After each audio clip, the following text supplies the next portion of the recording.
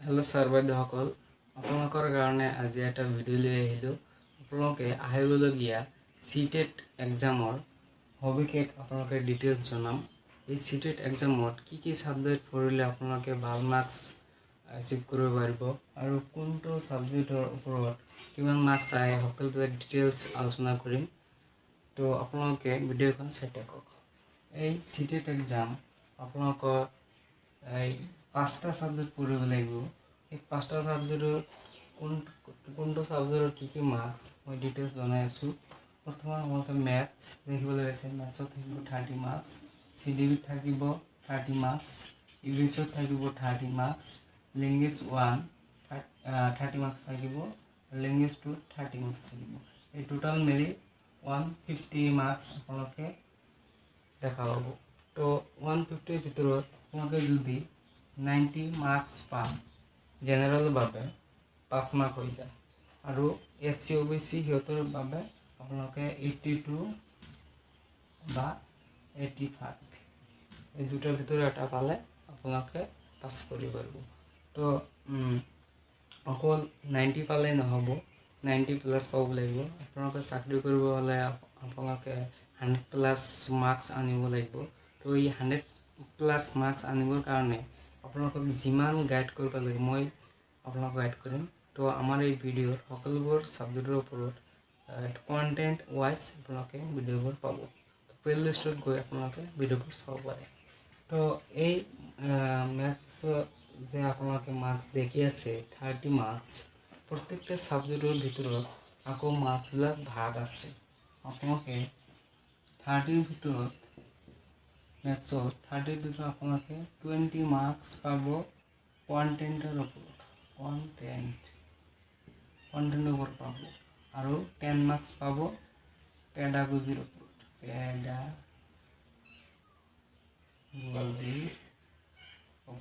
এই পেডাগজিনো কি আপোনালোকে ভালকৈ জানে যে শিশুক কেনেকৈ পঢ়ালে এটা ভাল জ্ঞান অৰ্জন কৰিব পাৰিব, ভালকৈ বুজিব, কেনেকৈ পঢ়ালে সিহঁতে লক্ষ্য উপনীত হ'ব পাৰিব, এইটো হৈছে পেডাগজি।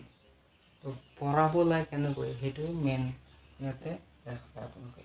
তো ইয়াতে CDP child development progress, child development pedagogy আপোনালোকে ইয়াতে 30 মাৰ্কছ পাব আৰু EBSত চেম to same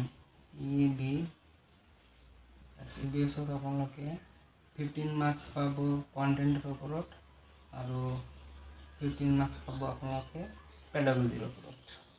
same to same আপোনালোকে লেংগুৱেজ 1ত পাব 15 মাৰ্কছ আপোনালোকে পাব পেডাগজিৰ ওপৰত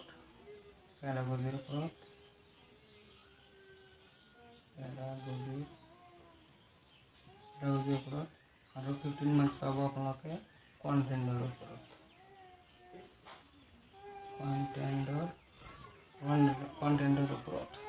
চেম টু চেম লেংগুৱেজ 2টো চেম টু চেম।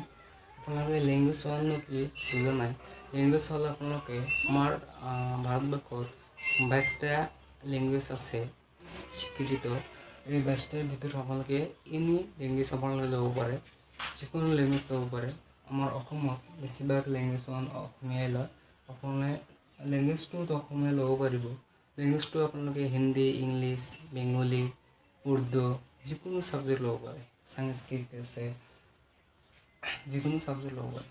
তো এই 5টা সাবজেক্টৰ ওপৰত আপোনালোকে ভালকৈ যদি পাৰে ভাল মাৰ্কছ এচিভ কৰিব পাৰিব। আৰু এই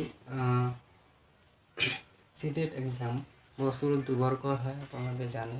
তো 2026ত 7 ফেব্ৰুৱাৰী আৰু 8 ফেব্ৰুৱাৰীত অলৰেডি হৈ গৈছে আৰু এইবুলি 6 ছেপ্টেম্বৰত হ'বলৈ গৈ আছে। তো আপোনালোকে যদি 6 ছেপ্টেম্বৰত যিটো সিটেট এক্সাম হ'বলৈ গৈ আছে এইটো সিটেট যদি পাছ কৰিব বিচাৰে তেনেহ'লে অলপ ভালদৰে পঢ়িব লাগিব, কিয়নো এতিয়াও বহুত সময় আছে আৰু 3 মাহ সময় আছে। তো আজি আৰু ডিটেইলছ একো ডিছকাছ নকৰোঁ। তো আপোনালোকৰ লগত দেখা হ'ব নেক্সট ক্লাছত। Thank U.